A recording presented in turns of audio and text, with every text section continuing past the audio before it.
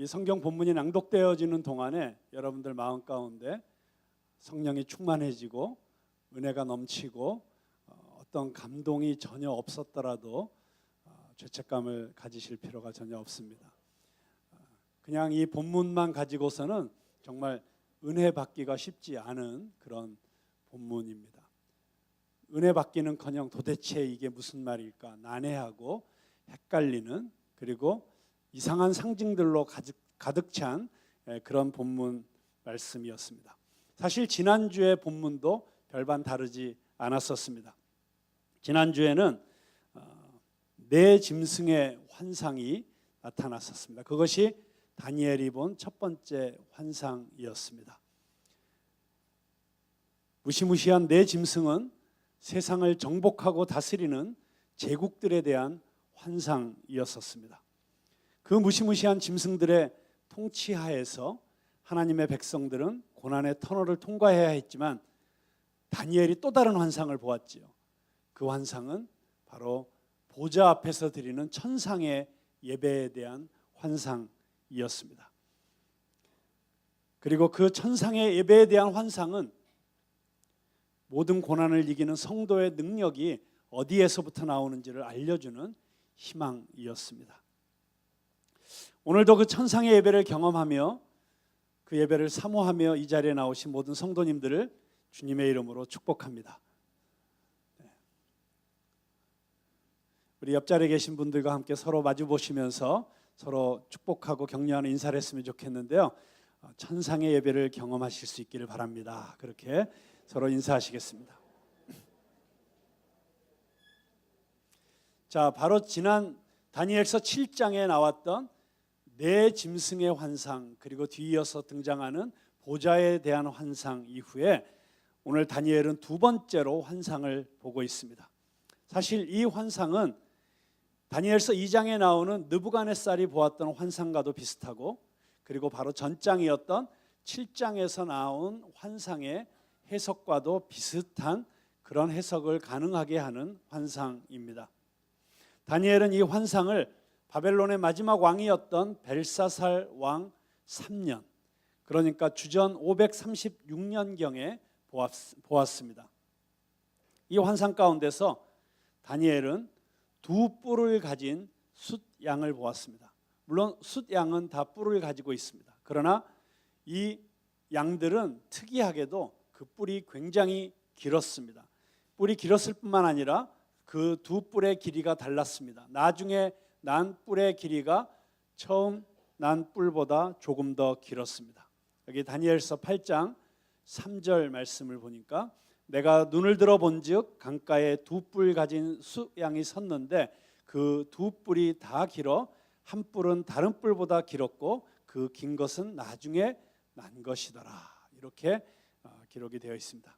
그런데 이 숫양은 나라를 가리키고 그 양의 뿔에, 이 양의 머리에 난 이 두 뿔은 메대와 페르시아를 의미하는데 나중에 나온 뿔 페르시아가 더 강해질 것이라고 하는 예언인 것입니다.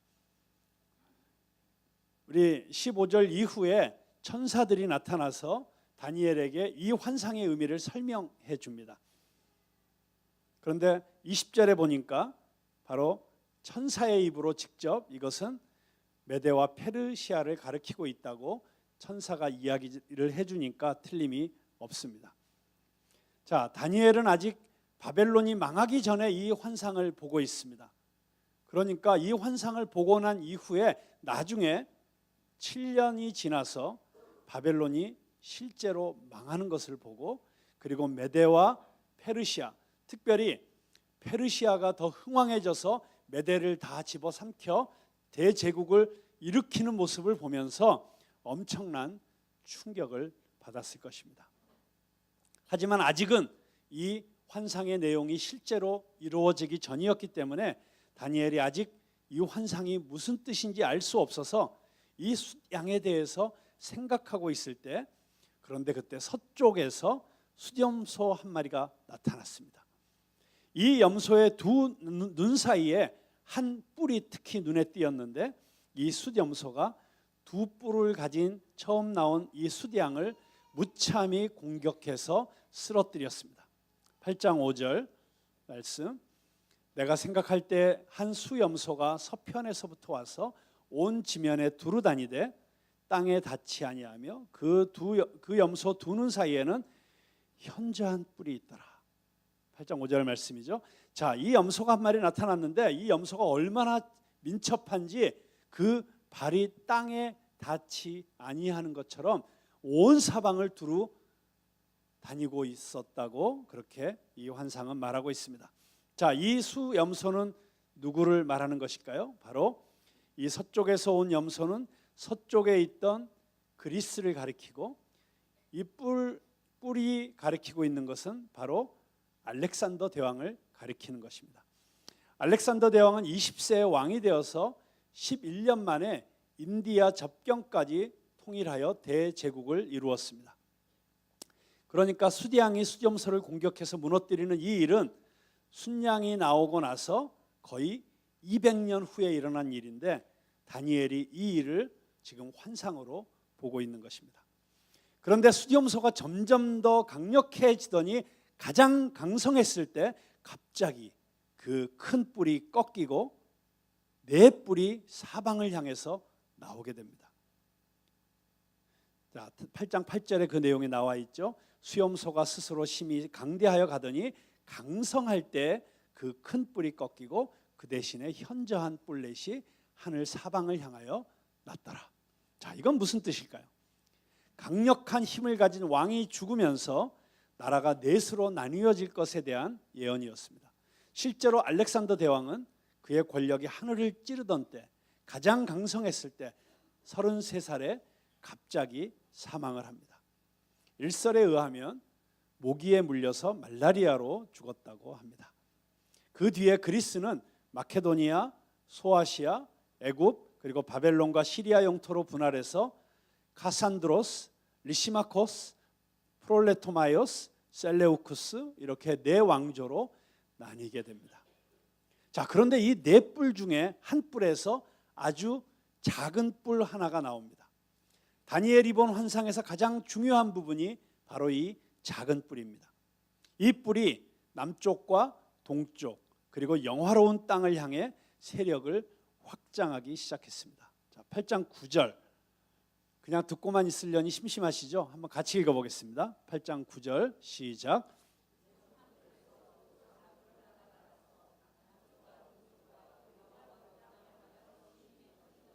자, 이 네 뿔 중에 한 뿔은 남쪽과 동쪽, 즉 바벨론과 시리아 영토를 다스리던 셀레우쿠스 왕조를 의미하고 그 뿔에서 나온 작은 뿔은 셀레우쿠스 왕조의 8대 왕이었던 안티오쿠스 4세를 가리키는 것이었습니다.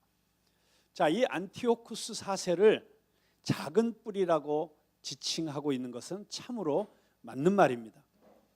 왜냐하면 그는 14년 동안 로마에 연금되어 있었던 보잘것없는 사람이었고 그의 형이었던 셀레우쿠스 4세가 죽자 조카를 제치고 힘겹게 겨우 왕이 되었기 때문입니다. 그런데 그런 보잘것없던 인물이 왕이 되자 그는 남쪽과 동쪽으로 급격하게 세력을 확장하면서 영화로운 땅 예루살렘을 침공했습니다. 안티오쿠스가 예루살렘을 공격해서 그곳에 제우스 신상을 세우고 그 신상에 절하도록 한 것이 BC 168년경이니까 다니엘이 지금 보고 있는 환상은 이 환상을 보고 있는 시점에서부터 약 370년 이후에 일어날 일인 것입니다. 그러니 이 환상을 보고 나서 천사들이 아무리 다니엘에게 이것이 장차 일어날 일이고 이러이러한 일들이 일어날 것이라고 이야기를 해 주었어도 다니엘은 도무지 그 사실을 알 길이 없었을 것이고 짐작조차 하기 어려웠을 것입니다. 자, 이 작은 뿔이 영화로운 땅을 공격하더니 그곳 성전의 제사를 없애버리고 성소를 헐고 하나님을 능멸했습니다. 10절 함께 읽어볼까요? 시작. 그것이 하늘 군대에 미칠 만큼 꺼져서 그 군대와 그들을 짓밟고 또 11절 12절까지 같이 읽어보겠습니다.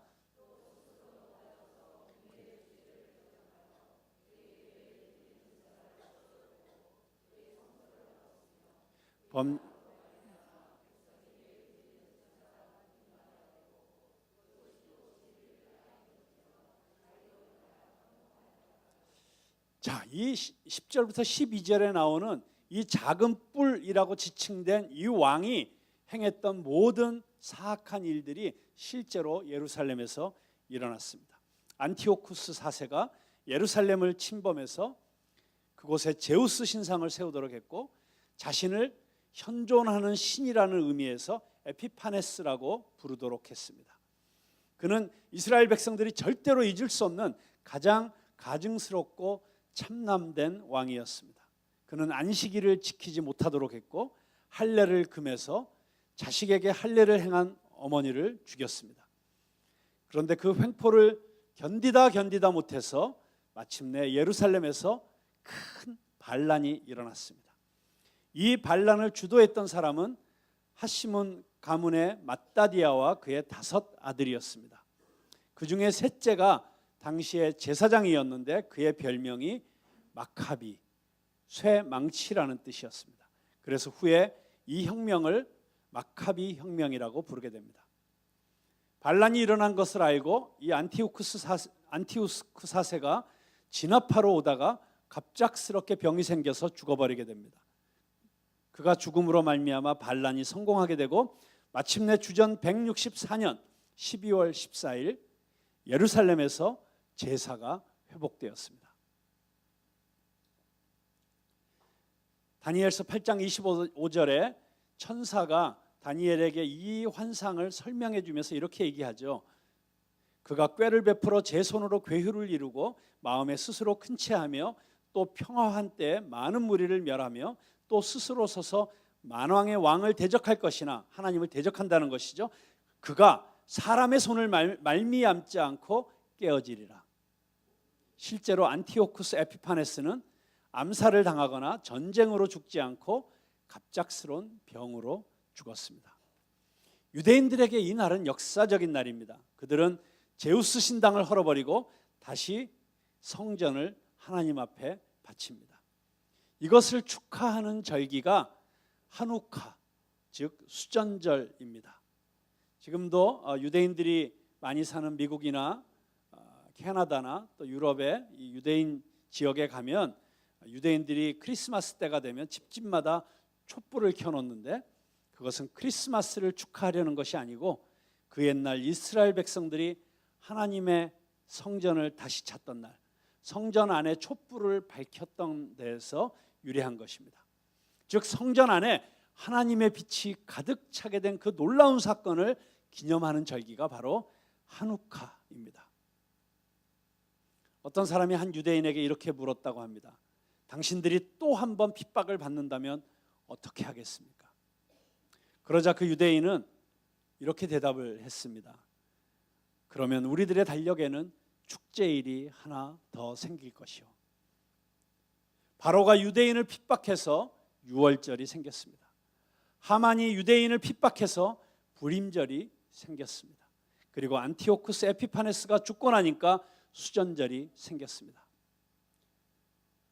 이 유대인의 역사를 보면 하나님의 백성을 핍박하는 세력은 반드시 무너질 수밖에 없다는 것을 보여주고 있습니다.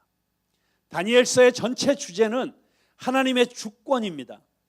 역사의 배후에는 하나님이 계시다는 것입니다. 일시적으로는 악이 승리하는 것 같지만 역사는 하나님의 손 안에 있음을 유대인의 역사를 통해서 우리는 다시 확인하게 됩니다.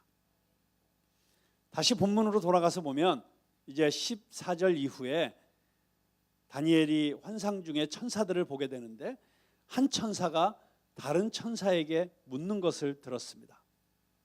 이 참혹한 일이 얼마나 더 계속될까요? 그때 또 다른 천사가 이렇게 대답을 합니다. 2300주야까지니라. 그때 성소가 정결하게 되리라. 자, 2300주야라고 하면 2300일을 의미할 수도 있지만 2300번의 낮과 밤을 뜻하는 것으로 보면 1150일을 의미할 수도 있습니다. 그런데 신기하게도 이 안티오쿠스 4세가 예루살렘에 제우스 신상을 세우고 그 신상에 절을 하도록 한 날부터 마카비에 의해서 성전이 정결하게 된 날까지가 3년 10일, 그러니까 1105일입니다. 그런데 어떤 학자는 예루살렘에서 이 이스라엘 백성이 제사를 못 드리게 하고 그곳에 이방 신상을 세우는데 45일이 걸렸을 거라고 합니다. 그러니까 실제로 제사를 못 드린 1105일과 이 제우스 신상을 세우는데 들어갔던 45일을 합하면 딱 1150일입니다. 지금 몽롱하셔서 이게 무슨 뜻인지 잘 모르시겠죠? 아, 그렇구나 하고 깜짝 놀라시고 탄성을 터뜨리셔야 되는 대목이지만 전혀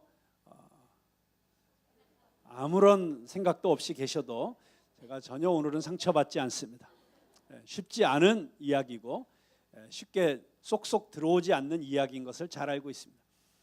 사실 제가 지난주 수요일 날 우리 블루밍 수요 예배 가보니까 충격적이더라고요.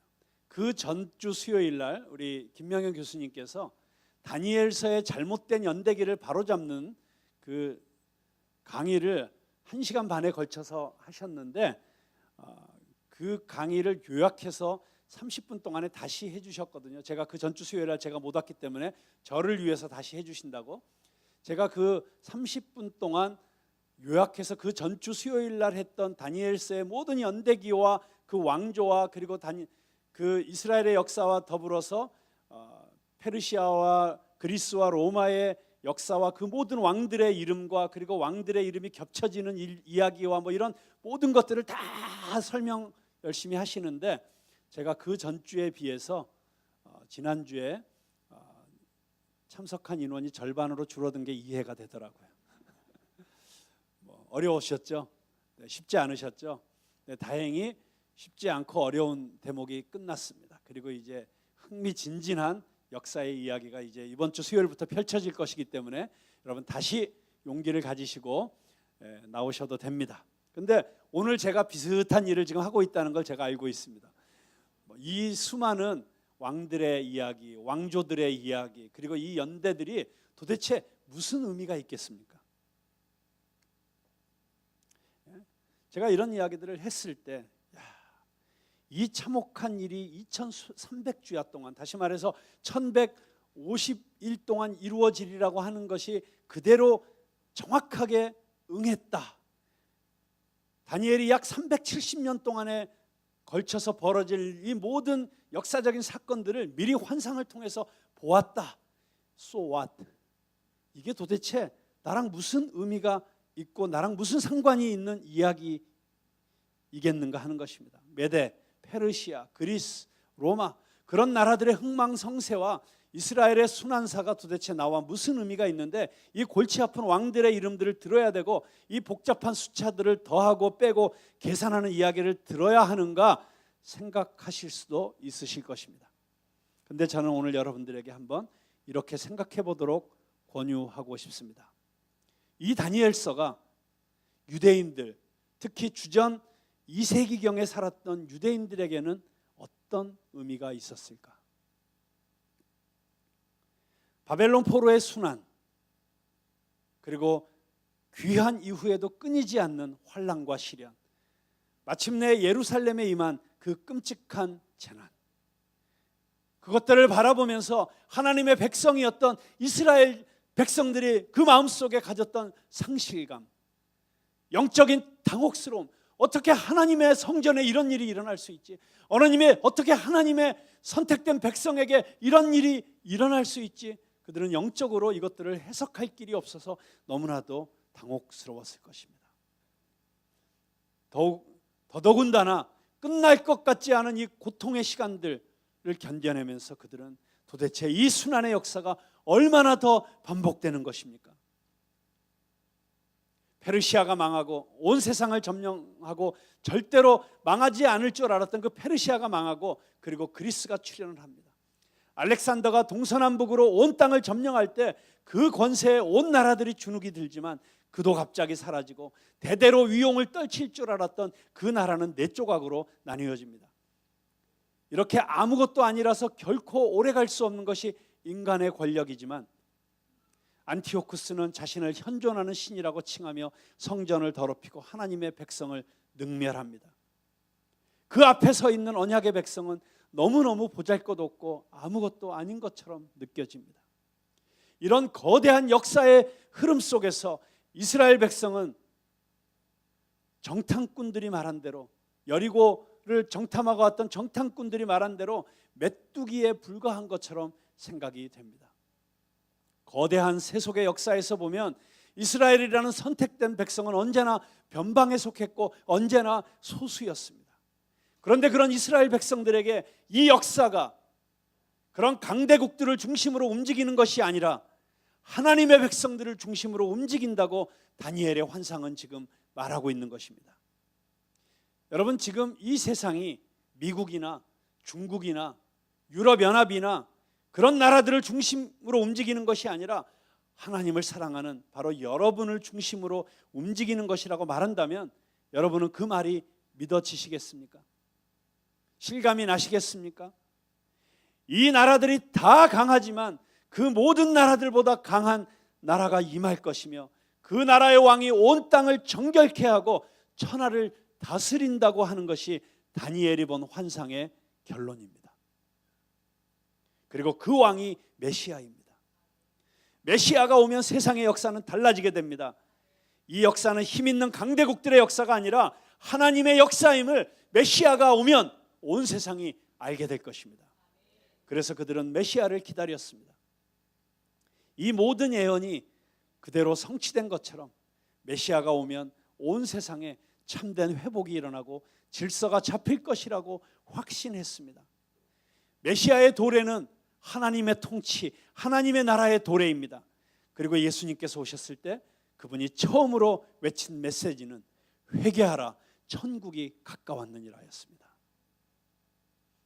유대인들은 이것을 알았습니다. 마침내 다니엘의 환상 가운데 예언되어졌던, 그리고 이스라엘의 그 수많은 선지자와 예언자들을 통해서 예언되어졌던 그 메시아가 이 땅에 오셨다는 것을 그들은 알았습니다. 하지만 그들은 로마의 포로로 살고 있는 궁색하고 초라하기 이를 데 없는 그 현실에 안주해버렸습니다. 메시아를 통한 하나님의 나라의 도래보다는 로마의 비위에 맞추어서 얻은 그 조그만 기득권을 포기할 수가 없었습니다. 그래서 예수님을 죽였습니다. 이제 우리 차례입니다. 정말 중요한 것은 우리의 결단입니다. 세상이라는 거대한 파도 앞에 큰 길이 있습니다. 얼마나 강하고 거대한지 그 길이 가장 안전해 보입니다. 수많은 사람이 그 길로 들어섰습니다. 이 길이 느부갓네살의 길이고 안티오쿠스의 길이고 알렉산더의 길입니다. 부귀와 영화와 안락과 편안이 보장된 듯합니다. 그러나 그 길은, 중요한 것은 그 길은 결국 멸망의 길이요 그 끝이 허망하다는 사실입니다. 이것이 오늘 다니엘의 환상이 보여주고 있는 것입니다. 그런데 또 다른 길이 있습니다. 너무 험하고 좁아서 아무도 찾지 않는 길입니다. 너무 빈약하고 초라해 보이는 예수님의 길, 생명의 길이었습니다. 다니엘의 환상은 반복되는 인류의 역사를 보여줍니다. 사실 이 다니엘의 이 환상이 우리에게 의미가 있고 중요한 것은 그것이 단지 다니엘 이후에 펼쳐질 그 이스라엘의 역사를 이야기하고 있을 뿐만 아니라 사실은 인류 역사 전체를 이야기하고 있는 것이고, 그렇기 때문에 이 시간 이후에 장차 예수 그리스도께서 다시 오시는 역사의 그날 이전까지 이루어질 인류의 역사를 이야기해주고 있는 것입니다. 느부갓네살 그리고 안티오코스뿐만 아니라 모든 사람들은 그렇게 부귀와 권세를 원했고 그것을 얻는 것을 성공이라고 불렀습니다. 절대로 무너지지 않을 것 같은 그것. 지금도 사람들은 그렇게 생각합니다. 그리고 그 길에서 성공한 사람들을 부러워합니다. 심지어 하나님의 백성들조차도 이 세상의 그 거대한 힘 앞에서 너무나도 자기 자신이 초라하게 느껴지며, 그리고 이 길이 옳은 길인가, 이 길을 걸어가는 것이 맞는 것인가 회의하게 만드는 그런 길이기도 합니다. 제가 세상이 참 이렇구나라고 요즘 깜짝 놀라는 사건이 있습니다. 여러분도 요즘 자꾸 들으시는 버닝썬 하고 들리는 사건입니다. 저는 처음에 이 버닝썬이 무슨 얘기인지 몰라가지고 무슨 프로판가스 뭐 이런 걸로 뭐 불이 났다는 얘기인가 뭐 하여튼 이렇게 들었는데, 뭐 나이트클럽 얘기가 나오고 해서 나중에 알고 보니까 버닝썬은 현재 강남에서 제일 잘 나가는 랭킹 1, 2위를 다투고 있는 클럽의 이름이었습니다. 사실 그 버닝썬은 그보다 원조라고 할 수 있는 아레나라고 하는 클럽의 제일 잘 나가던 매니저가 자기 팀을 데리고 나와서 아레나의 모든 장점들을 벤치마킹하고 거기에 자기의 특기를 더 섞어서 순식간에 아레나와 선두를 다투는 그런 강남 최고의 클럽을 만들었다고 하는 이야기였고, 그 클럽의 주요 주주 중에 한 명이 바로 그 유명한 승리라는 연예인이었다고 하는 것입니다. 그리고 그 승리라고 하는 연예인이 그 클럽 안에서 어떤 일들을 저질렀는지, 그가 가진 인기와 그가 가진 돈의 힘을 가지고 얼마나 많은 사람들을 농락했고, 특별히 얼마나 많은 여성들을 상품화했고, 그리고 얼마나 타락하고 부패한 그런 권력들과 결탁해서 온갖 마약 파티를 비롯해서 성폭력과 수많은 끔찍한 일들을 저질러 왔는지, 거기는 한마디로 그들의 제국이었던 것이고, 그 안에서 벌어지고 있는 일들은 정말 이 마치 작은 뿌리였던 에피파네스가, 이 안티오쿠스 에피파네스가 저질렀던 것과 같아 방불한, 그러나 하나님을 대적하고 하나님 앞에서 스스로 높아져서 교만의 극치를 달하는 그런 인간 군상들의 모습을 보여주고 있었던 것입니다. 제가 특별히 그 분야에 관심이 있어서가 아니라 하도 버닝썬 아레나 이야기가 나오길래 제가 조금 스터디를 했습니다. 그랬더니 아레나에서는 이런 일들이 벌어지고 있더군요. 아레나에 가면 만수르 세트라는 세트가 있습니다. 그 만수르 세트는 하룻밤 술값이 1억짜리 세트인데, 그 1억짜리 세트가 어떻게 구성이 되어 있냐면, 우리가 말로만 듣던 그 루이 13세가 2병, 그런데 사실은 그거보다 더 엄청난 아르망디 브리니악이라고 하는, 제가 이름을 정확하게 얘기했는지 모르겠습니다만 그 술이 12리터짜리가 1병, 그리고 돈 페리뇽이라는 샴페인이 20병, 그렇게 해서 만들어진 세트가 만수르 세트예요. 그리고 5천만 원짜리 제국 세트라는 게 대륙 세트라는 게 있는데, 돈 페리뇽 샴페인이 80병, 또 다른 대륙 세트 B에는 루이 13세가 3병, 뭐 이런 식으로 구성이 되어 있는 거예요. 그래서 제일 싼 세트가 3천만 원짜리더라고요. 자, 하룻밤에 어떻게 1억을 술로 마셔서 날려버릴 수가 있을까 생각이 들지만, 그 안에서 벌어지고 있는 일은 더 가관이었습니다. 그 클럽의 단골, 소위 요즘 잘 나가는 벤처로 성공한, 그리고 비트코인으로 큰 돈을 벌었던 K씨가 그 클럽에 등장을 하면, 기본 이 만수르 세트인데 지난 할로윈데이 파티 때는 그가 와서 2억 7천만 원짜리 이 아르망디 브리니악 30리터짜리 한 병을 주문을 해서 그걸 마시고, 그리고 5만 원짜리 현금 다발을 들고 와서 클럽에 춤추는 사람들 사이에 뿌려서 사람들이 그 돈을 줍느라고 난장판이 되었다는 이야기를 기사에서 읽었습니다. 제가 그 기사를 읽으면서, 세상에 이럴 수가 있는가. 지금 제가 알기로도 정말 지금 단돈 몇백만 원만 있으면 이 위기를 벗어날 수 있어서 그 몇백만 원을 구하지 못해서 안타깝게 발을 동동 구르고 있는 사람들이 있는데, 아니 1,000만 원만 있으면 지금 어머니의 수술을 해드릴 수가 있는데 단돈 몇십만 원이 없어서 쩔쩔매고 있는 수많은 청년들이 있는데 어떻게 하룻밤에 이 엄청난 돈을 써가면서 환락의 파티를 벌이고 있는 이런 불공평한 세상이 있을 수 있는가라고 하는 분노심이 순간적으로 치밀어 오른 것은 아마 저만의 이야기가 아닐 것이라는 생각이 듭니다. 그러면서 갑자기 이렇게 성실하게 하루하루를 살아가는 것이, 예수 믿는다고 하면서 정직하게 성실하게 거룩하게 살려고 몸부림치는 게 무슨 의미가 있는 것인가, 갑자기 회의감이 든 그런 크리스찬들도 한두 명이 아닐 것이라는 생각이 듭니다. 그런데 오늘 다니엘의 환상은 우리에게 분명하게 이야기하고 있습니다. 그 모든 것들이 다 허망한 것이라는 것입니다. 그러니 하나님의 백성, 이스라엘 백성이 낙심할 일도 아니고 그들을 부러워하며 따라가려고 해서도 안 될 일입니다. 다니엘의 이 예언은 단순히 다니엘 때 그리고 그 후에 어떤 일이 있을까에 대한 예언이 아닙니다. 그리고 그것이 얼마나 정확하게 들어맞았는가, 그것에서 의미를 찾을 일이 아닙니다. 구체적인 사건은 다르겠지만 역사는 결국 이 예언의 반복입니다.